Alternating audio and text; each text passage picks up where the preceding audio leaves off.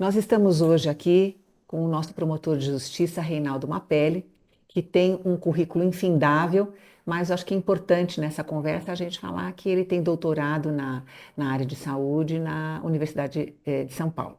Então, a gente agradece muito a sua presença e nós vamos falar de uma temática que tem deixado as pessoas muito confusas e muito divididas em relação ao conceito, né? Então, doutor, seja bem-vindo, muito obrigada pela sua participação sempre, né? E eu queria começar perguntando para você, né, o que é a comunidade terapêutica para o direito? Bom, bom dia. Primeiro eu queria agradecer o convite da professora Fátima, da SPDM. Agradeço também ao professor Ronaldo Laranjeira, que é um amigo meu de muito tempo, né? A gente sempre trabalhou juntos, temas de saúde. E para mim é uma satisfação muito grande falar nesse podcast da SPDM.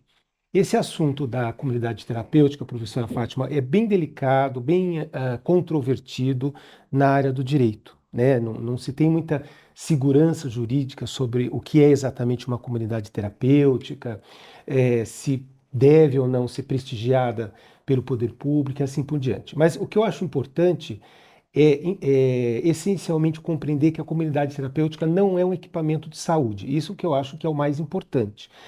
Já houve algumas decisões judiciais sobre esse assunto, por exemplo, alguns anos atrás, a Justiça Federal de São Paulo, numa ação que se questionava a constitucionalidade de uma resolução sobre as comunidades terapêuticas, a Justiça julgou improcedente, aqui em São Paulo, dizendo que a comunidade terapêutica está de acordo com a lei, é um equipamento possível, mas, segundo essa decisão, não é um equipamento de saúde, mas um equipamento misto, saúde e assistência social, e que por isso não pode receber recursos do SUS. Esse é um outro tema polêmico.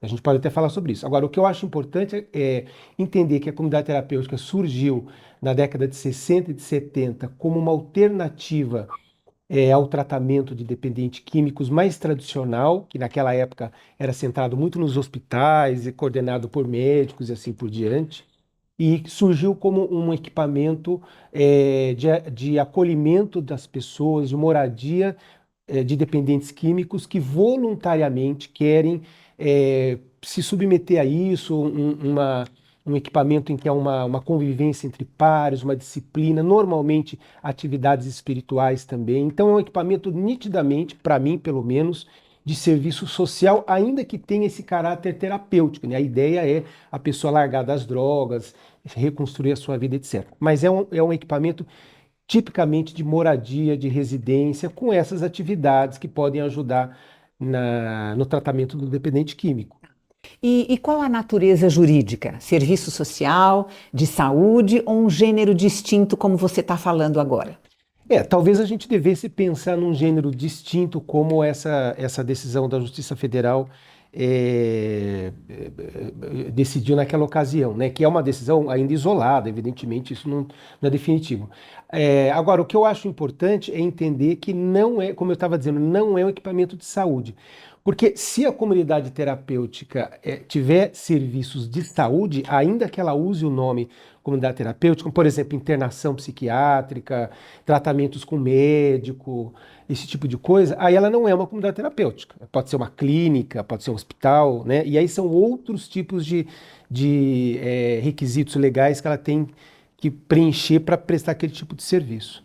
Então eu diria, volto a dizer, na minha avaliação, é um serviço social de moradia e apoio a dependentes químicos adultos que querem, é, que optam por esse tipo de convivência entre pares, com um caráter terapêutico, porque o objetivo é tratar da dependência química, mas não é saúde. Isso eu acho importante ficar claro, né? Pelo menos a minha maneira de ver. Sim.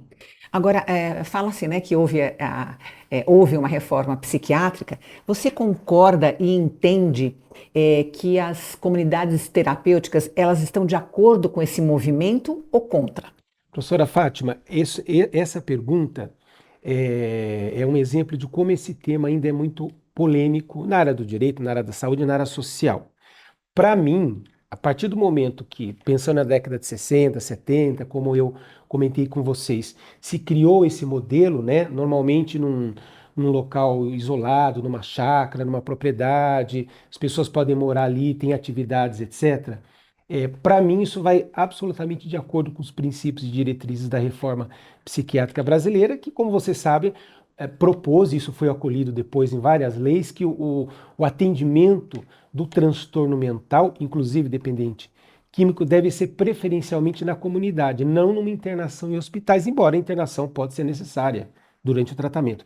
Então, para mim, está de acordo com a reforma psiquiátrica, né? A ideia foi justamente evitar os hospitais, as pessoas ali se ajudam, têm atividades, procuram trabalhar, enfim, procuram se reconstruir. Então, para mim, é absolutamente de acordo com os princípios da reforma psiquiátrica. Há pessoas muito ligadas a esta visão da reforma psiquiátrica que dizem o contrário, né? Acham que a comunidade terapêutica deve ser extinta, porque o atendimento deve ser no CAPS. E olha como a coisa é delicada. O CAPS, Centro de Atenção Psicossocial, é outra coisa, né? É um centro para dar assistência psicossocial. Lá não tem moradia. Então, para mim, é uma discussão que não tem muito sentido. Eu acho que é um equipamento de acordo, né? Não ofende de forma alguma os princípios e diretrizes da reforma psiquiátrica e tem lá os seus requisitos para que ele seja correto, adequado, não pratique abuso, etc. Então, assim, pelo que você está falando, né, as comunidades elas estão de acordo com a lei que redirecionou, né, a assistência em saúde mental no Brasil pela Lei Federal, né, 10.216, de abril de 2001. Então, ela está inserida nesse contexto em relação à parte jurídica. Sim, essa Lei 10.216 de 2001, ela muitas vezes é esquecida. Ela é a lei que redirecionou assistência em saúde mental no Brasil. Então, quando a gente, e decorreu de toda essa reforma psiquiátrica, dessa discussão, etc. Quando a gente pega a lei, você percebe, ela não fala em comunidade terapêutica, mas ela dá as diretrizes, né? Como eu mencionava para vocês, o serviço deve ser principalmente comunitário, no território onde a pessoa mora, trabalha, tem a sua vida social, evitando-se a internação sempre que possível, e se houver a internação, ela tem que ser provisória, com um trabalho interdisciplinar para recuperar a vida daquela pessoa, para ela voltar para a comunidade. Então, esta lei não fala em comunidade terapêutica, outras leis depois vão falar, né? Mas, na minha avaliação, como é uma lei que diz todas as pessoas com transtorno mental têm tais direitos, e transtorno mental, dependência química é um transtorno mental, ela se aplica a tudo. Então, às vezes as pessoas esquecem, eu sou juiz de direito, estou julgando um processo. Tem lá um adolescente e eu estou pensando em determinar uma internação psiquiátrica, um adolescente dependente químico, vamos supor que ele esteja correndo risco de vida. O juiz pode? Pode. Né? A lei prevê uma das internações a compulsória determinada pelo juiz, desde que obedeça a esta lei. E uma das coisas fundamentais quando tem internação que está na lei é um laudo médico. É o médico que tem que dizer se vai internar ou não, por quanto tempo, etc. Não é o juiz.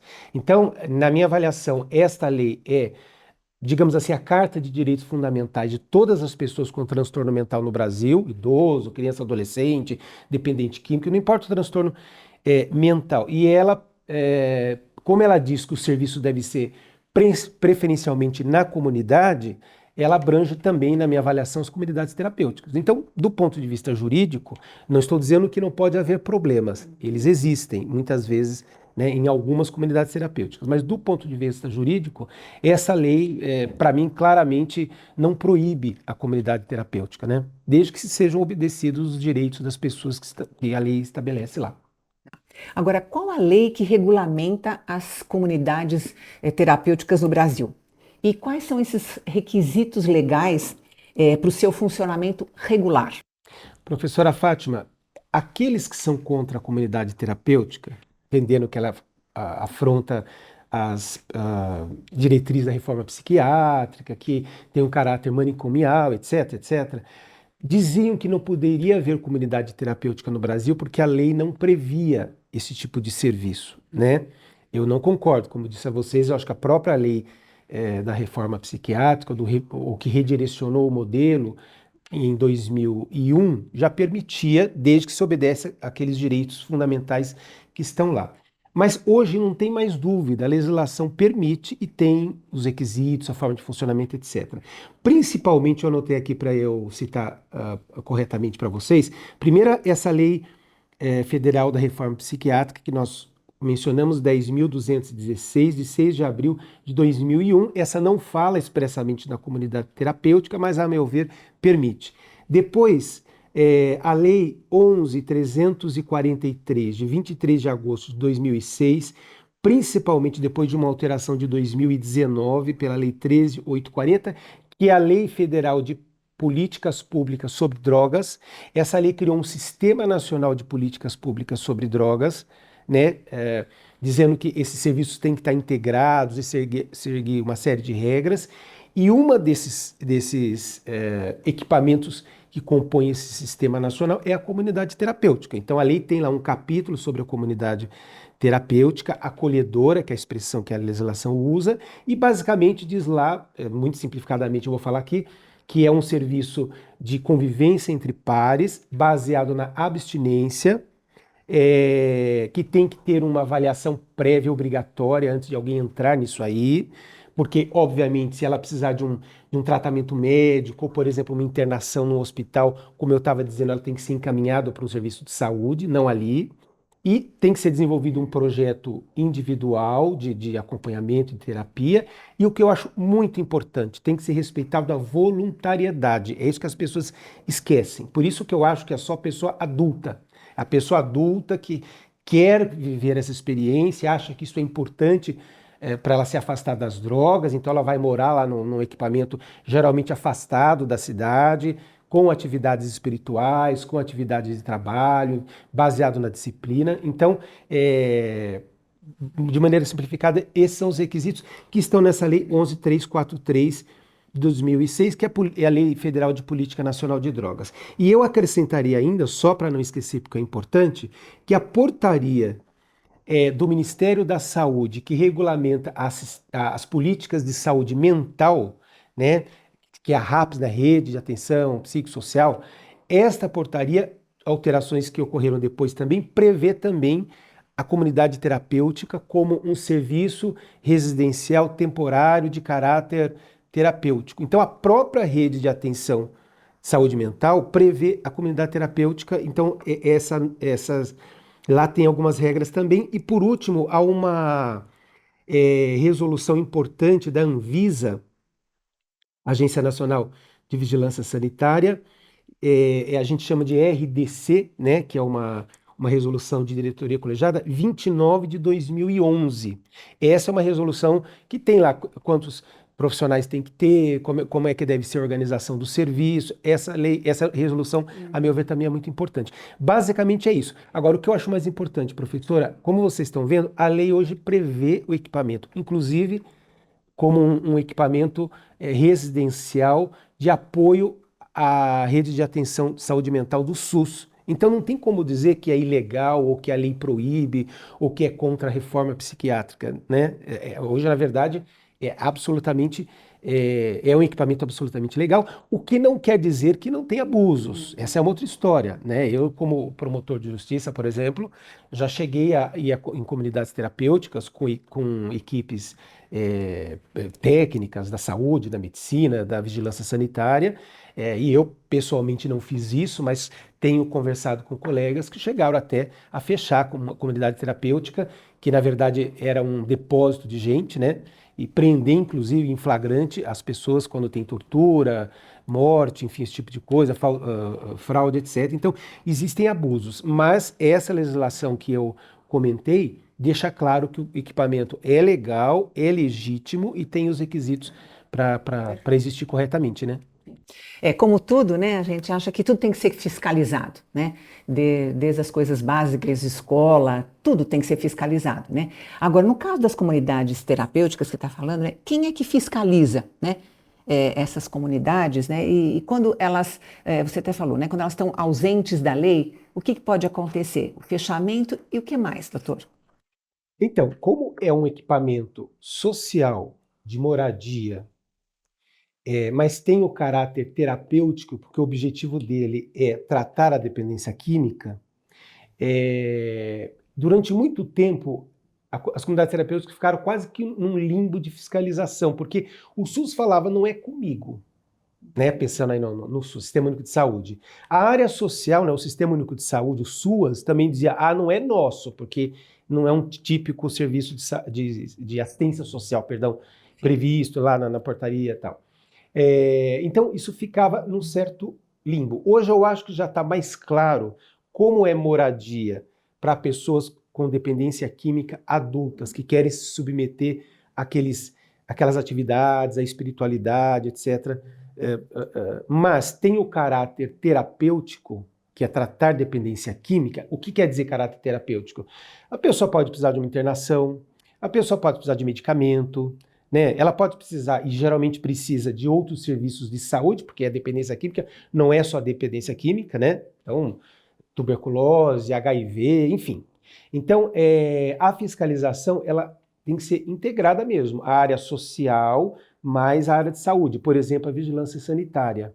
E nos casos mais graves, o Ministério Público, né, os promotores de justiça, fazem uma força-tarefa com essas equipes técnicas da saúde e da área social para fazer a fiscalização em loco. Isso tem sido bem frequente, né?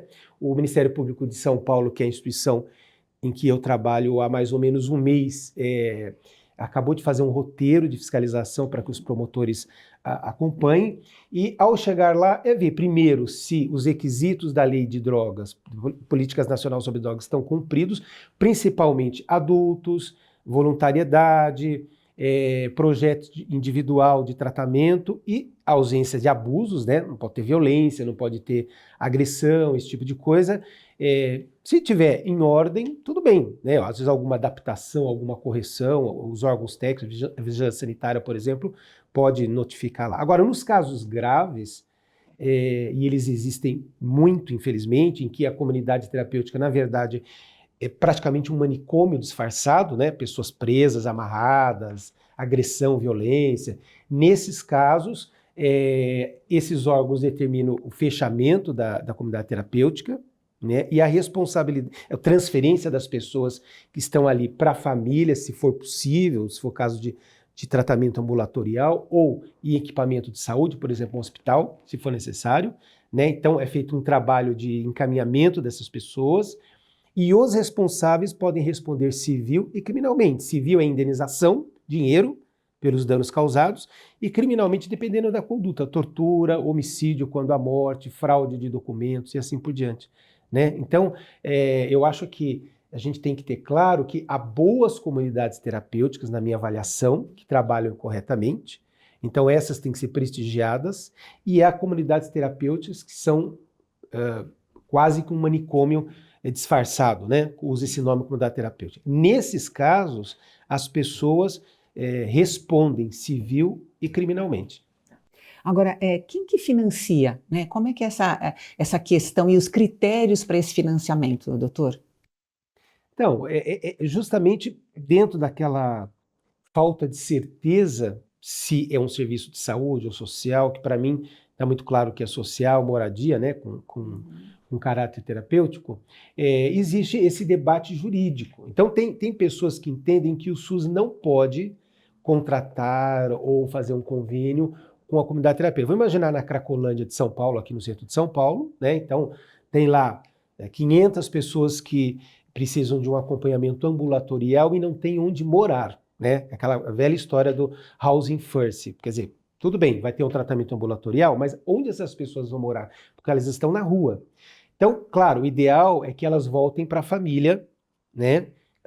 Para a comunidade, que haja um trabalho social para que elas retornem para a vida delas. Mas muitas vezes isso não é possível.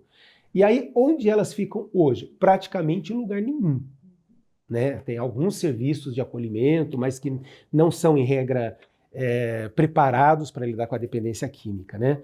Então, eu acho, na minha avaliação, pelo menos, que o SUS pode sim financiar as comunidades terapêuticas como um ponto de atendimento residencial, até porque, volto a dizer, a portaria da Política Nacional de Saúde Mental prevê isso, está lá a comunidade terapêutica. Claro, desde que essa comunidade terapêutica se enquadre nas regras do SUS. Isso é muito importante, né? Mas há quem defenda que não. Há quem entenda que, como não é um equipamento de saúde, o SUS não pode financiar. Então, aí a opção tem sido a área social. O governo federal, por exemplo, financia as comunidades através.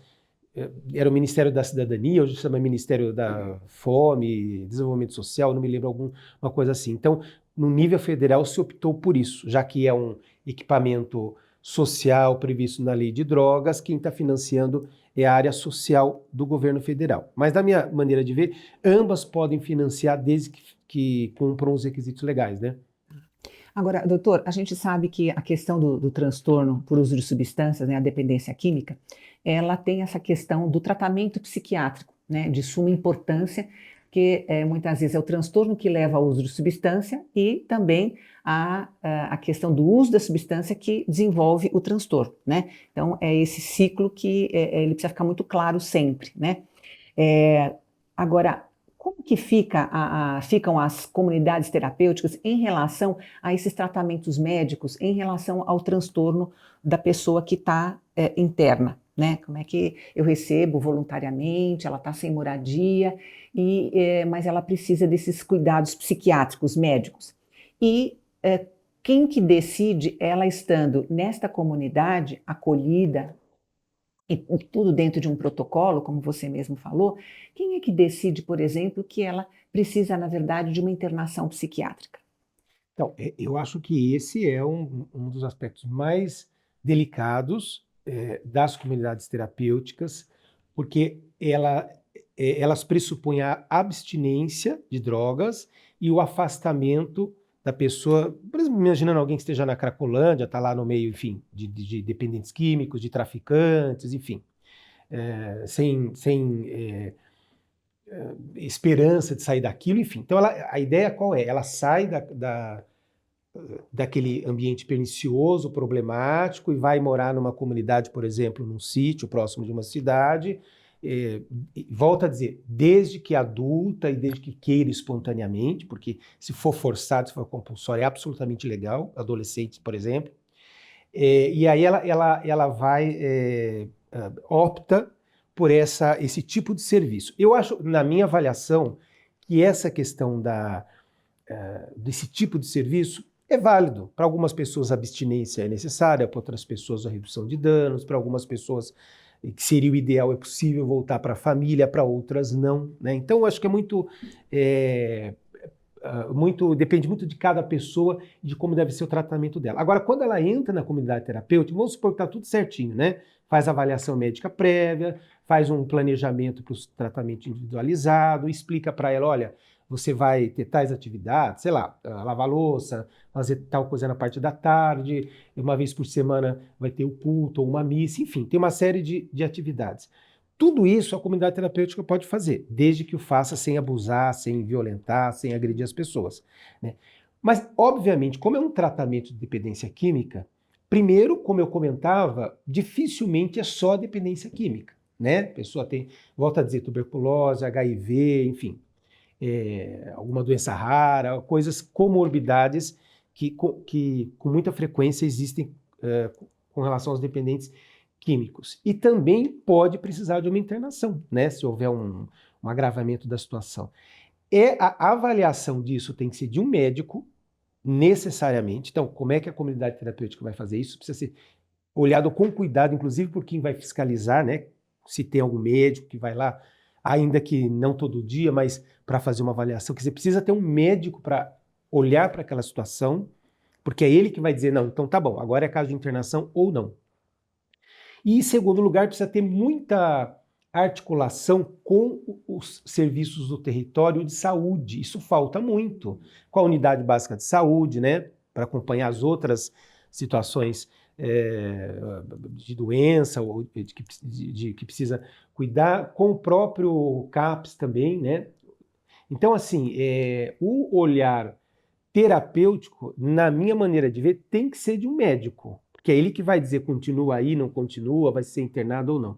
E, ao mesmo tempo, tem que ter essa articulação com a rede, né? Porque vamos supor que é uma situação de surto, a pessoa tenta se matar, vamos supor, ela vai ter que se esfaqueia, alguma coisa do gênero, ela vai ter que ser levada para um pronto-socorro, em primeiro lugar, né? Depois vai ter que ser avaliado se não seria o caso de uma internação, já que é aparentemente um risco de morte, de suicídio, alguma coisa assim.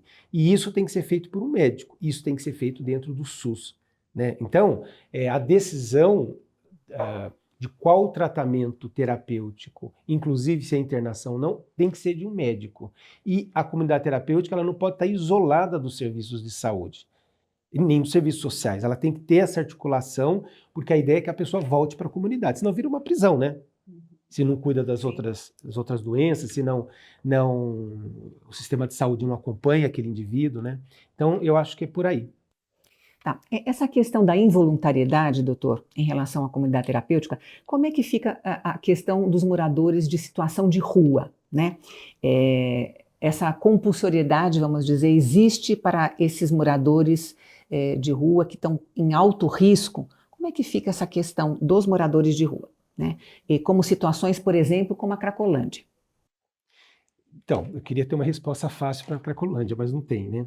Mas eu acho que, veja, são duas coisas separadas.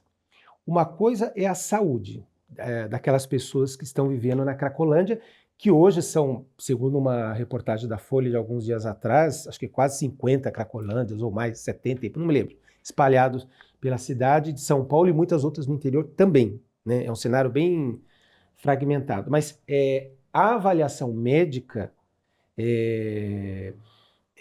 volto a dizer, avaliação psiquiátrica, se vai internar, se não vai, tem que ser necessariamente de um médico. E pode ser compulsório, forçado?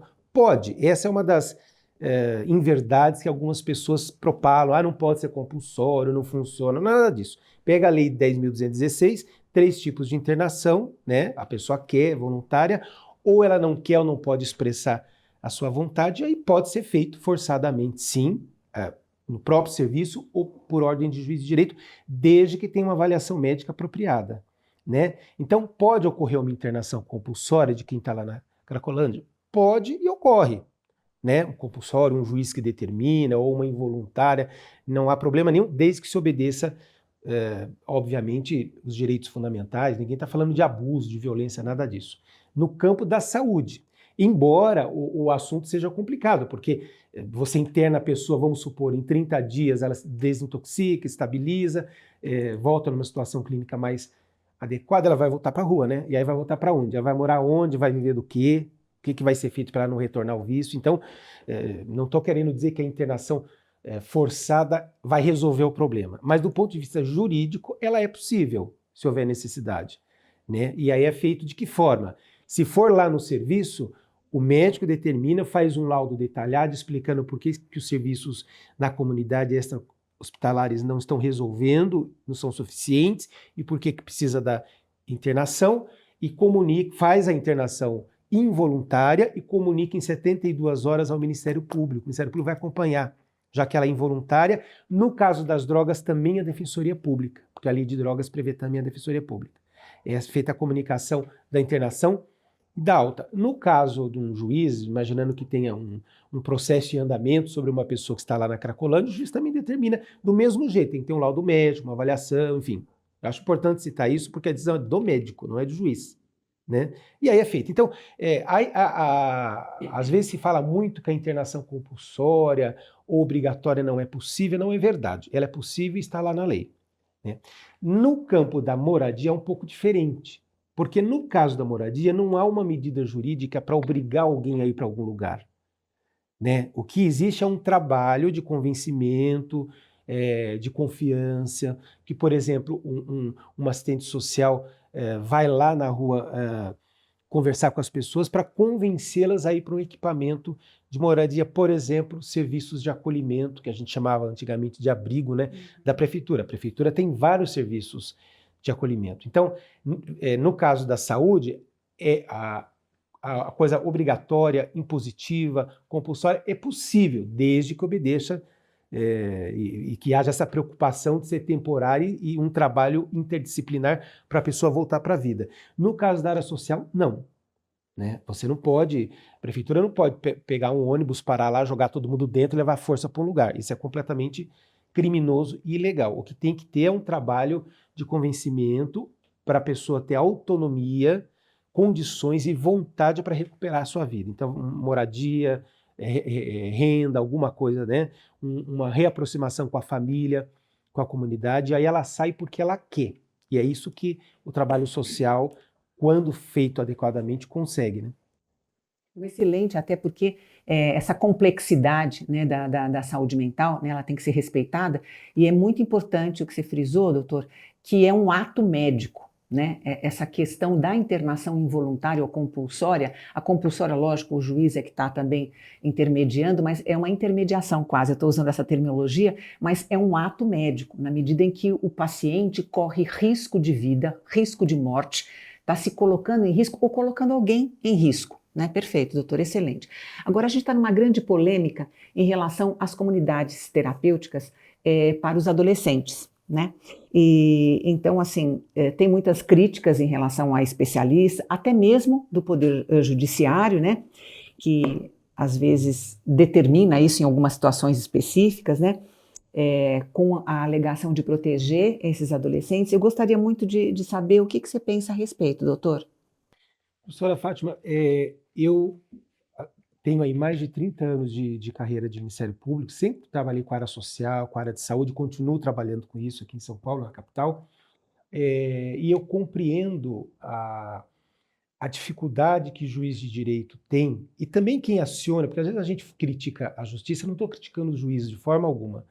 O advogado aciona, um promotor de justiça, o defensor público aciona, o juiz tem que julgar, né? E eu compreendo a dificuldade do juiz quando ele vê um adolescente com dependência química, morando na rua ou sujeito a uma série de violações, e ele precisa encontrar um lugar para esse adolescente morar enquanto ele faz um tratamento, né? E aí, se vocês me perguntarem, existe isso? Eu vou dizer, na maior parte dos lugares, não, ou de modo muito insuficiente, né? Então, eu compreendo quando um juiz, num processo judicial, supostamente para proteger um adolescente, decide nesse sentido a pedido de alguém, volto a dizer, né? Mas eu entendo que essa medida é totalmente inadequada e ilegal mesmo. Então, acabei de escrever um artigo científico com a doutora Andressa Barreto, que é minha colega promotora de justiça em Minas Gerais, na revista de Direito à Saúde Comparado da Unis, Universidade de Santo Amaro, sobre a impossibilidade de internação em comunidade terapêutica. Agora, falando em geral, adultos, enfim, não pode ter internação, né? Internação é um termo médico, né? Então tem que ser feito em hospitais, tem protocolos para isso, nunca numa comunidade terapêutica. Se alguém estiver lá amarrado, preso, é cárcere privado, é crime, isso não é internação. Então, esse artigo fala dessa impossibilidade, né? Porque não é um equipamento de saúde, e também fala que é a nossa posição de ser contrário à internação, que não é nem internação de adolescentes em comunidades terapêuticas, por uma série de motivos. Eu acho que o principal deles é por essas duas questões. Em primeiro lugar, a voluntariedade.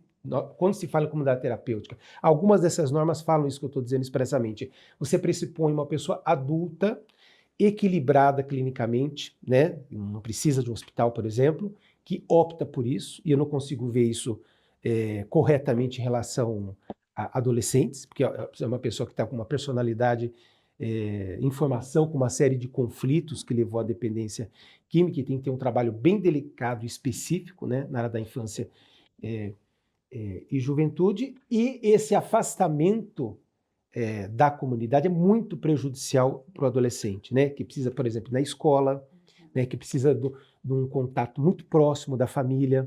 Então, tradicionalmente, aqueles que trabalham com isso defendem que não deve se colocar adolescentes em comunidades terapêuticas, eu também penso dessa forma, além de outros riscos, né, professora, de um eventual abuso sexual dentro de uma comunidade terapêutica, enfim. Então, eu sou contrário mesmo. Há algum tempo atrás, junto com outros promotores de justiça em São Paulo, eu inclusive fiz uma recomendação à prefeitura e ao governo do estado para não colocar adolescentes em comunidades terapêuticas, porque isso iria ter consequências.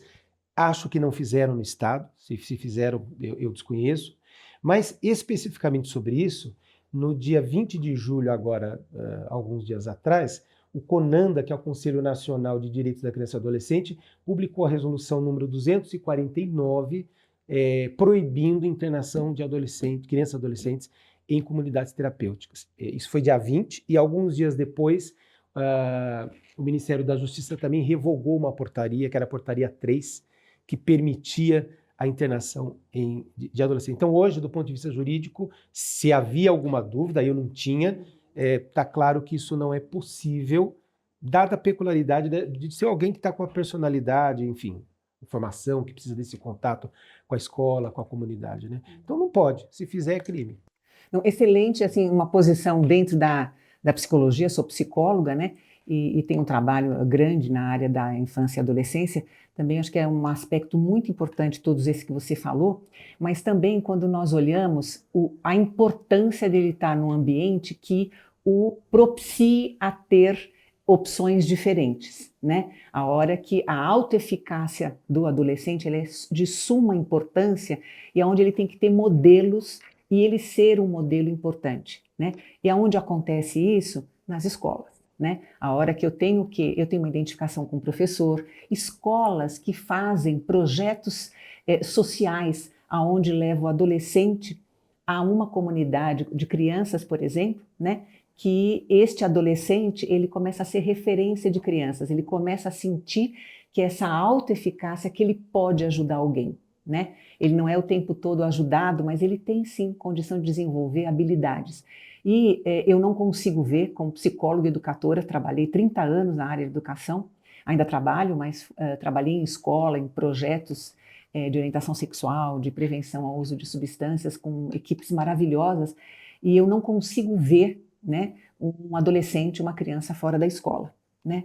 Por um período longo, obviamente, né? Mas o quanto que o tratamento é possível sim que nós façamos, ele inserido dentro de um contexto escolar saudável e não jogando a responsabilidade para a escola, né? Porque o que está acontecendo muito é também não a escola, mas que preparo que nós estamos dando, que subsídios nós estamos dando para essa escola, né? E dar um suporte, né?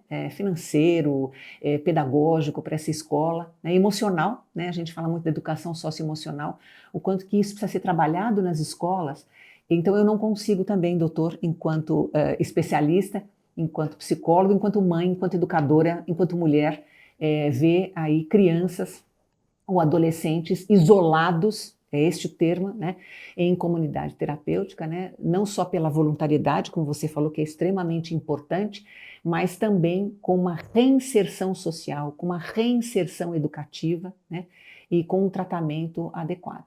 Então, eu queria muito agradecer em nome da SPDM, em nome de toda a comunidade, a sua colaboração sempre e a sua atuação dentro do Ministério Público, né?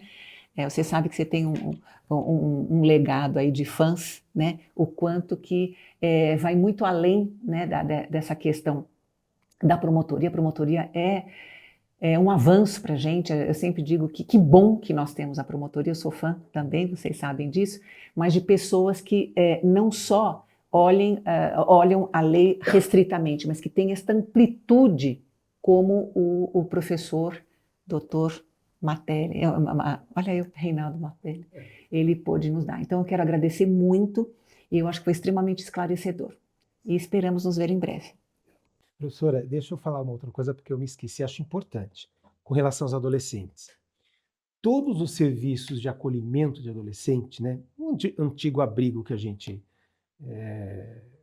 chamava, serviços de acolhimento de adolescentes, SAICAS, todos os serviços, quando o ideal é o adolescente ficar na família, obviamente, né, mas se não tem família, não se consegue, ele é levado para o SAICA. O SAICA é fiscalizado diariamente pela Promotoria de Justiça de Infância e Juventude, onde estiver. Então, eu já trabalhei com isso. O olhar é bem de cuidados para a proteção daquele adolescente, de buscar reinserção social, escola, como a senhora falou, e assim por diante. Um adolescente numa comunidade terapêutica ele vai ser esquecido e fica fora de todo esse sistema de garantias, né? Os conselhos tutelares, por exemplo, também fiscalizam. Então, tem esse detalhe que eu esqueci de falar. Eu também sou contrário em razão disso, né? Esses órgãos de controle, por exemplo, o Ministério Público, Conselho Tutelar da Infância e Juventude, com toda a expertise, porque esse é um assunto bem específico e difícil, né? eles ficariam fora, né? Mas eu agradeço muito o convite, nós somos amigos, né? Eu tenho assim um carinho enorme pela professora, pelo professor Ronaldo Laranjeira. Eu acho que nós só conseguimos avançar se a gente trabalhar mesmo em conjunto. As pessoas falam em intersetorialidade ou alguma coisa do gênero, e a saúde mental, e especialmente o dependente químico, ele precisa dessa intersetorialidade. Então a gente tem que trabalhar em conjunto, né? Hoje veio na Folha de São Paulo um texto de um pastor da igreja presbiteriana, contando, não sei se a professora viu, sobre o trabalho de uma ONG presbiteriana num prédio no centro de São Paulo. Eu acabei de ler isso, segundo ele, ocupado exclusivamente para prostituição de mulheres. Então, ele conta lá que tem as mulheres lá que se prostituem, conta até o caso de uma que é mãe de 2 crianças e que se prostitui escondido para comprar droga por causa do vício, e aí ele conta, ainda que rapidamente, o trabalho dessa ONG, que vai lá para conversar, levar atividade religiosa, tentar resgatar essas pessoas. Esse é um exemplo. Você não vai tirar essa mulher da prostituição e da droga se não tivesse interdisciplinar. Então, interdisciplinar é a psicologia, a medicina, a área social e o direito, né? Porque nós temos, por exemplo, a proteção da mulher e existem medidas jurídicas para proteger essa mulher. Esse olhar tem que ser realmente interdisciplinar. E eu aprendi muito com a medicina, com a psicologia, com a psiquiatria, essa sensibilidade que vocês têm de compreender o problema não como um problema isolado. Nós do direito, às vezes, somos muito especialistas, né? Acho que a medicina também, né? Eu só entendo disso. Mas não adianta. A pessoa, ela tem uma série de características, orientação sexual, a vida na comunidade, a profissão se tem ou não tem, e o trabalho tem que ser em todos esses pontos, né? Para que ela consiga ter autonomia e vontade para sair das... Se ela não tiver vontade para sair das drogas, ela não vai sair. Né? E aí, então, eu acho sempre muito gratificante para mim conversar com vocês da área da psicologia, da medicina, enfim. Eu tenho aprendido muito, agradeço o convite e fico à disposição sempre que precisarem, tá bom? Obrigada, obrigada mesmo.